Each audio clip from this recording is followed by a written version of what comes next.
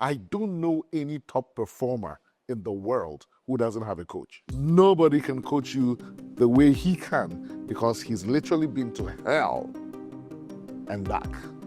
You know, one of the things I realized was also how vulnerable I'd been. Right. But she said every time she entered the ward, opened that door and smelled that foul, nasty smell, she knew my son is still alive. The challenge was combining that with work and setting those boundaries. What was more important that took the place of you keeping your integrity? You know, when I started writing the book, Why did you think you needed a coach? no man does it all by himself. No. Hi everyone, welcome back. Welcome to part 3 of The Stench of Good News, Contemplations with my coach. My name is Pierre Kuma. 5 years ago, I had a near-fatal fire accident that left me with 33% of my total body surface area covered in various degrees of burns, severe inhalational injury, and this was all in the midst of the COVID-19 global pandemic. Well, 5 years later, I've published a book, The Stench of Good News, a story of faith, hope, and resilience, to share my story and to encourage everybody out there that truly there is no depth too great for God to reach, no situation so hopeless that He cannot turn it around. And in this part 3 of the series, I sit here with my coach, Dr. Yaw Perbi, to talk about the journey, to contemplate, introspective, to share a few contemplations about the journey from writing the book, from the decision, making the decision to write the book, to publish it. Welcome back, Dr. Perbi. Thank you. So this is the grand finale. Yeah. Right. This is it. So let me start. Why did you think you needed a coach? Because there are many people trying to write books. But, You're not the first. Yeah. But then you thought, I'll need a coach on this journey. Why? you know, I got the concept from football. You know, as a guy from Ghana, you know, we all watch football. I'm not talking about playing it, playing and watching, but we all watch, and we all have a team somewhere we support. And, you know, in enjoying it, sometimes you watch commentary, you watch sports shows. And I think there was one day I heard some panelists, there was a panel discussion.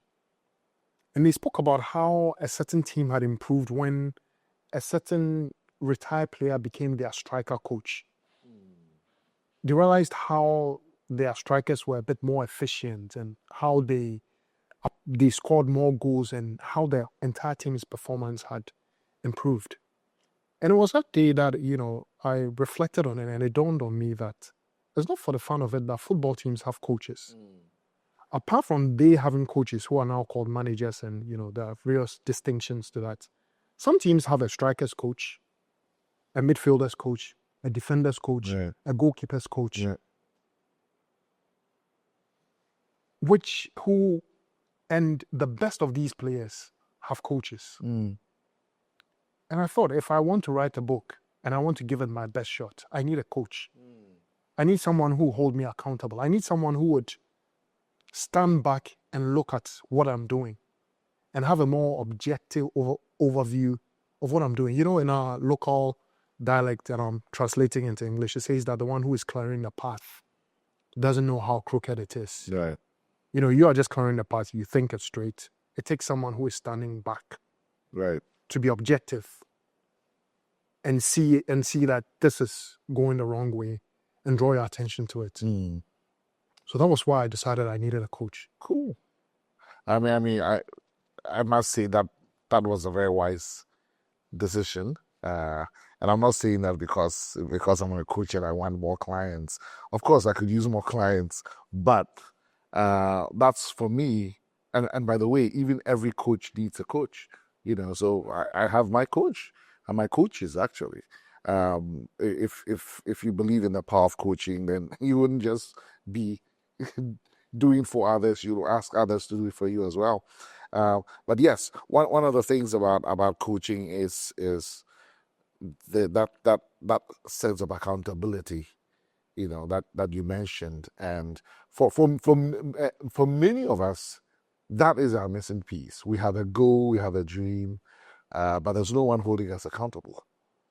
So it continues to be in the distant future, and so apart from the coaching in terms of the actual technicalities or pointing to, oh, this publisher may be better than that, printer, or pointing to, because I myself have written some 25 books or whatever it is, apart from those technicalities of writing and publishing, for me, a big deal was the accountability, And I remember at some point you actually said, hey, I have to draw boundaries in my life and say, hey, yeah, I'm done with my 9 to 5 now.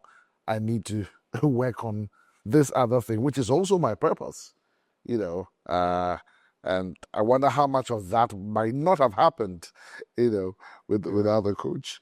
Yeah, no, that's true. And one of the things for me as well is it's not, apart from the accountability, it's also the fact that the coach is focused on what you are doing as much as you are. And so there's consistency in meeting. And the coach always points out things to you that you may be missing. Right. So it's not even just the accountability, but the 9 to 5 issue had to be, there's always that question that triggers a thought process. Yes. Right. That gets you to a certain point where you start drawing the line and saying that, look, I need to be properly balanced. I need to set this boundary. This starts at this point and ends here. Yeah, absolutely. And like you rightly said, I mean, a coach's greatest tool is questions, And so if Pierre would come and he had said that he was going to contact, Professor Lane, who was one of his doctors, and having done it, has to ask, what was more important? Yeah. What was more important that took the place of you keeping your integrity and keeping your word and doing it? So it was. Thank you for choosing me, for asking me to come alongside. It's been a privilege, because this is one of the finest pieces we have out there. And just like, Prof. Lane, I was in medical school. He taught me. He's been in medicine for like 60 years. But like he rightly told you, he never experienced a patient or a past patient writing a book. Yeah. So it's a big deal, what you've done, and congratulations on it. Oh, thank you. I also remember those days, when I started writing the book, when I made a decision and I started writing, initially it was just, I decided to set up 30 minutes a day to writing. I remember. That was all. There was nothing fancy about it. And that 30 minutes was just recollecting. So I remember the very initial drafts of the book, right? When you go to the Word document and everything is in black font, and then there's a date in green. So when I write for that day, I write the date there in green, and it's in bold. The next day I start the next. And it was just days of every day 30 minutes. Sometimes I must confess, some of the 30 minutes were shorter than others. And some of the 30 minutes were longer as well. Some of the 30 minutes were actually 1 hour. And some of the 30 minutes were like 5 minutes. Because I would set the alarm on my phone, and I'm just there typing, and all of a sudden it starts beeping. I'm thinking, oh wait, is it 30 minutes already? And then there were some days I'll just be, oh, it's just 10 minutes that's gone. That's an engineer doctoring his time. An engineer doctoring his time. So those 30 minutes varied. But when I got into that rhythm, when I got into that groove or that mood, over time, even the format of the book came naturally. The arrangements came naturally. But of course, the challenge was combining that with work and setting those boundaries. Absolutely. And for a first-time writer, that was also an engineer writing as well. Right. And also, there were so many hurdles to I'm glad. And you know, one of the things for us coaches, this is actually a privilege that you brought me on set to have contemplations with your coach.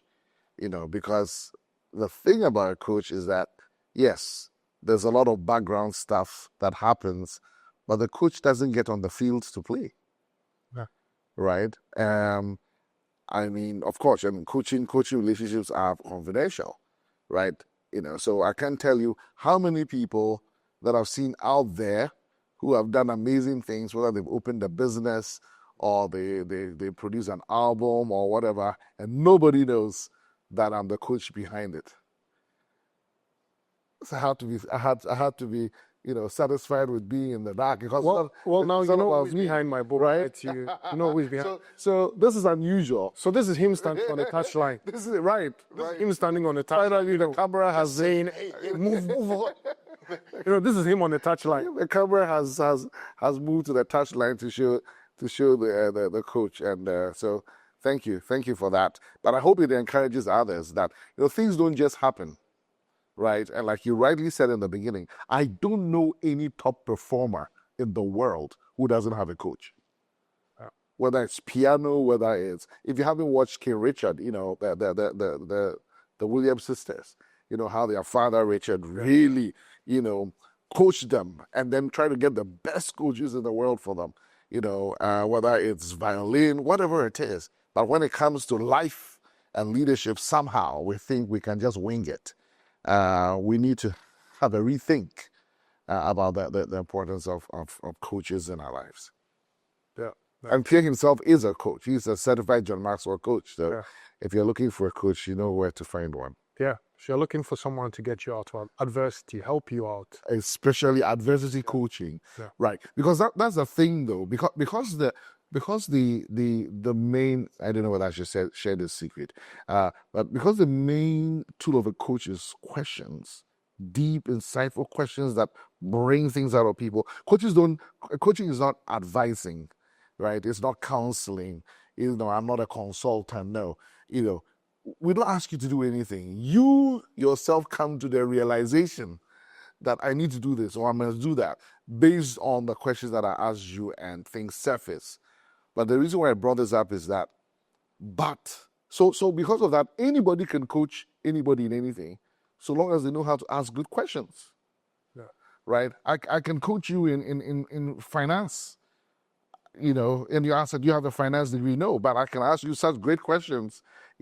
But what makes a great coach or great coaching when somebody already has the background to the thing that you're trying to do is that they're able to ask specific kinds of questions that nobody will think of asking if they are not in that field. Or they haven't had that experience. So that's what I got to do when it came to the book writing process, for Pierre.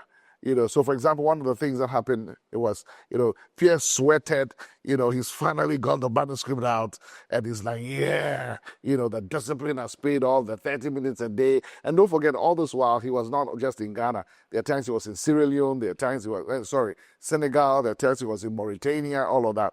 But guess what? As somebody who's been through this whole process before, I said to him, Pierre, the easiest part of the work has now been done. Yeah. The real work of writing a book is selling it. There are many wonderful books that have been written. Nobody even knows about them. The real work is, how could I say such a statement and how could I coach you through that? Because I've been there, done that. So when he says that you can see him for adversity coaching, I want you to seriously consider that, because nobody can coach you the way he can, because he's literally been to hell and back. Yeah. Oh, thank you. All right, we can almost end it. I mean, right. See, that's the thing when you invite people like this to you need to prepare properly, because when you speak like this, then you are lost. You wonder, how can I bring this back? How can I pick up from where he left off? But in the authorship journey, to get to the point where the book is published and it becomes a physical product that I could hold and touch and feel and smell. Right. From faith to sight. Yeah. as we speak, I remember the smell of the fresh print in my living room. You know, we talk about the stench of good news, which is which the stench is. Did you explain the stench of good news to the audience? No. Thank you for bringing that up. So I'll explain. So yes, and this rightfully came up in the writing process. So you remember when we started a coaching process, one of the we thought of bad smell, good news. We had like 4 or 5 iterations possible. Yeah. Right. Tight. But that's where actually this. So let me go into the story of the stench of good news, and then I'll go into partnership, because it was one of the partners that actually coined the phrase the stench of good news from the same concept.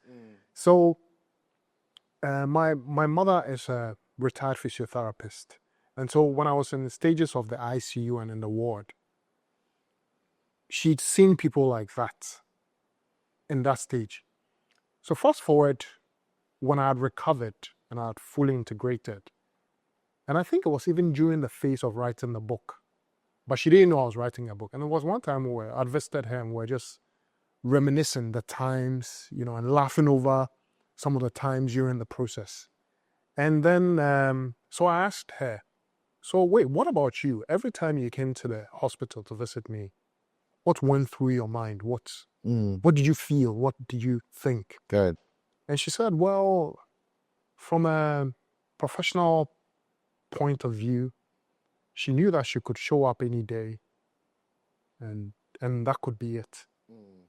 But as my mother, she was hoping and trusting God and praying that her son would survive. But there were these two sides, you know, the motherly side that wants her son to survive, and the professional side that, let me use these words, puts her in touch with reality that you could show up any day and this could be it. But the reality was, every day she walked into the ward and opened the door and smelled that nasty smell of my wounds. Now, mind you, you know, wound smell. And in my time, I had 39%, right? And with skin grafted parts as well, it was even more than 39. So it was a stench. It smelled, and it smelled badly. But she said every time she entered the ward, opened that door and smelled that foul, nasty smell, she knew my son is still alive. That was good news. And that was good news, because, you know, the day you go there and someone is dead, that's the time, you know, the body is taking out, they disinfect the place. So you smell the smell of disinfectant. Oh, I refresh now.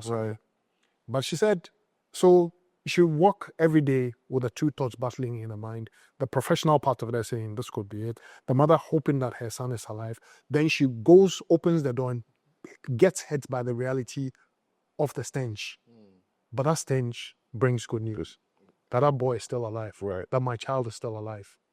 And that was how we coined the phrase, the stench of good news. But like I said, we went with bad smell, good news. And then one of my partners in bringing out the book, it was actually the book cover designer, Frank Senor Tamaklo. Thank you very much. And I was having that discussion with him when I called him to partner me on the project and said, hey, can you design a book cover for me? And I said, well, you know, this is what we're thinking of. We're thinking of bad smell, good news. And this is the story behind it. And this is the story behind it. And he was like, oh, the stench of good news. And I thought, you know, I like that phrase. Right. And so I kept that phrase.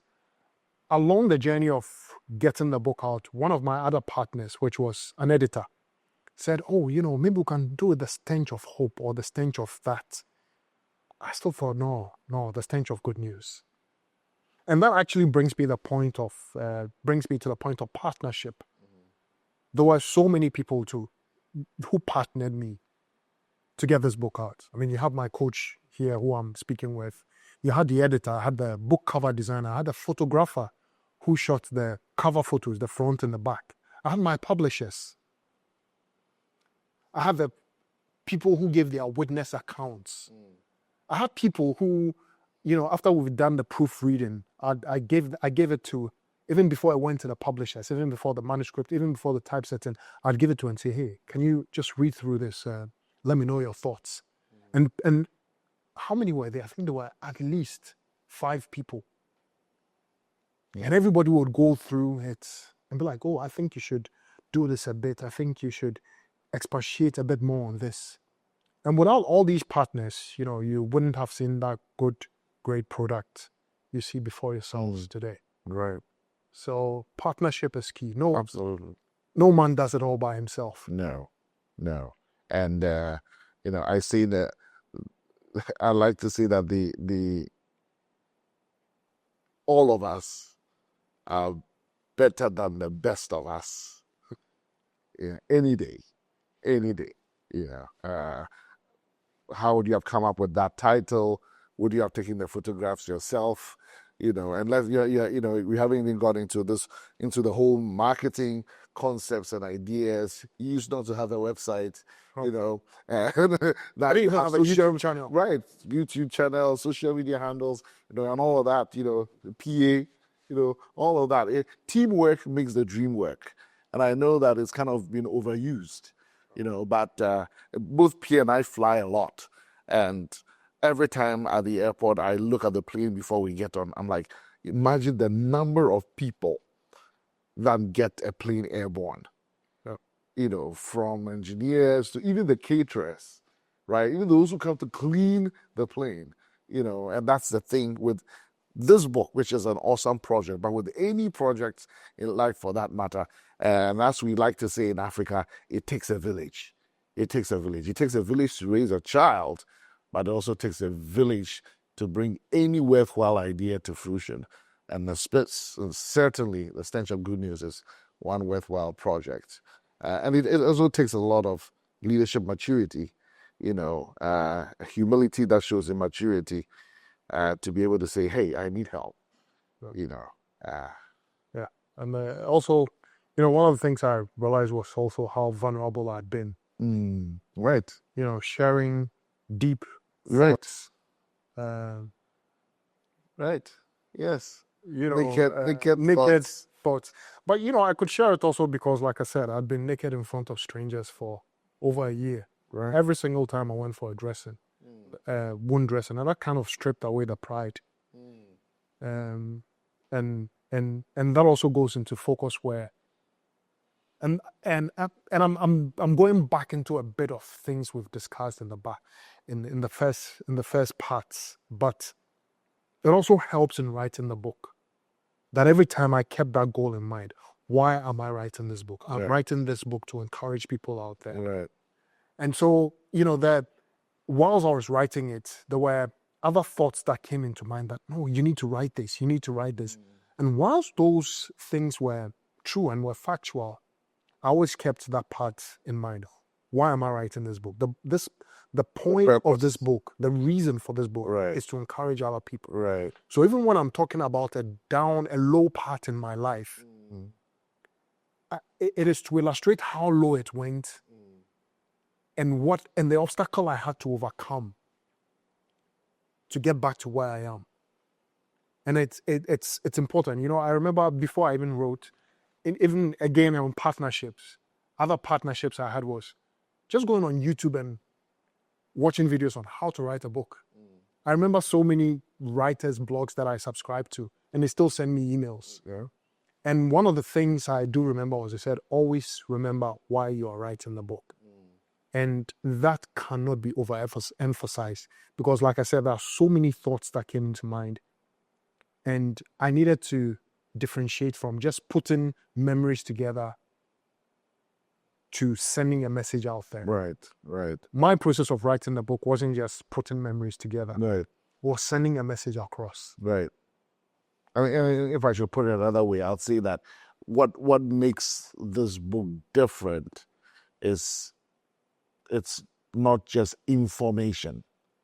It's really for your transformation.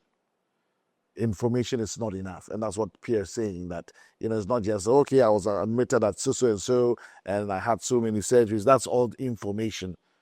But the transformation that can happen in you because of his story, and the way he's narrated it, is what we seek. And we hope that will be accomplished. Already we've had many wonderful stories, people who have been greatly encouraged.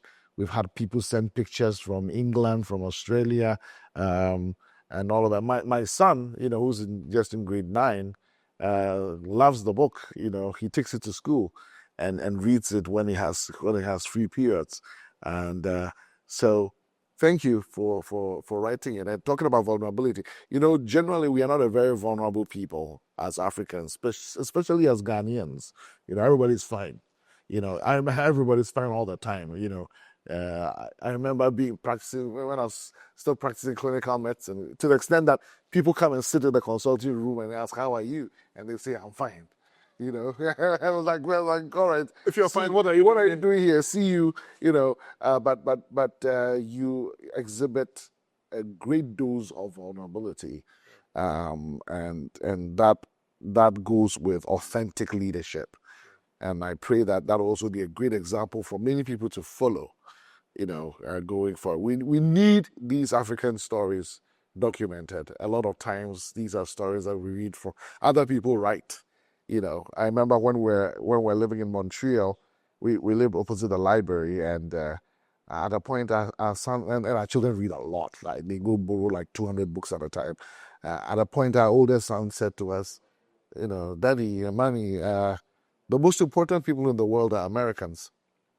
And we realized that it was the biographies that they were reading, because these are, even if they discover an ant, they write a book about it, and so he was getting all these books and like, oh, this is American, this is American, this is American, and we were even in Canada, for that matter, so to have documented this for young people to find a story like this, with this purity, with this vulnerability, with this, great storytelling, I think it's a blessing to our generation.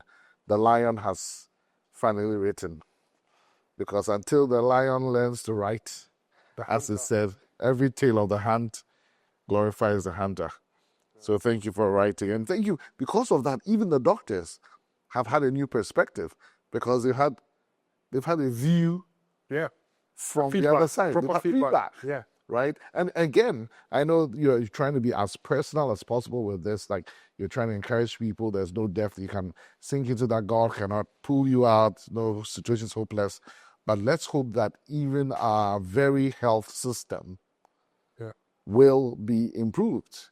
Well, somebody did say, the same person who had said for his almost 6 decades hasn't seen a vivid feedback from patient, also said I dissected the country's health system. Right. And I thought, that wasn't the goal for writing the book. Right.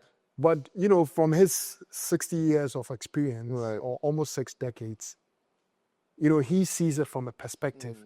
And I actually had somebody else from another country. This was actually a Zimbabwean living in South Africa. Interesting. And one of her comments to me was, it made me think of the health system in my country as well.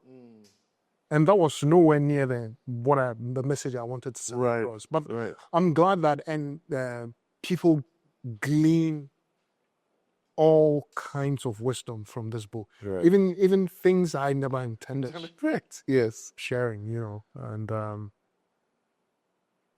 So thank you. Thank you for writing, and thank you for inviting me to share these thoughts. Thank you for coming. It's a pleasure. Congratulations. Thank you, sir.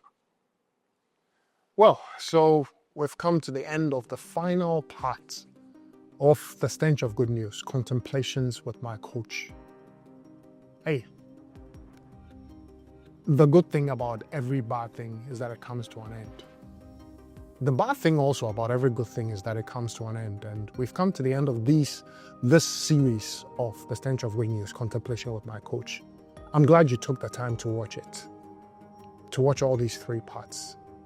Well, there's more in the book. I wrote the book for you, but the book encouraged me. And if it encouraged me, it will encourage you. That truly there is no depth too deep for God to reach. There is no situation that is so hopeless that He cannot turn it around.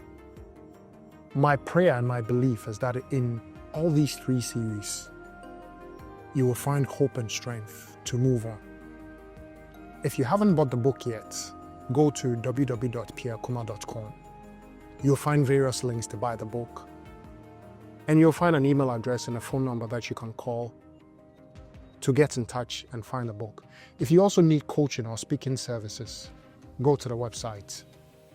Thank you for watching and stay tuned. If you haven't subscribed, what are you waiting for? Just go somewhere down there. Yeah, down there. Click the subscribe button. Share it with your friends, loved ones. And I look forward to come back to you and bring you great stuff in the future. Thank you and bye-bye.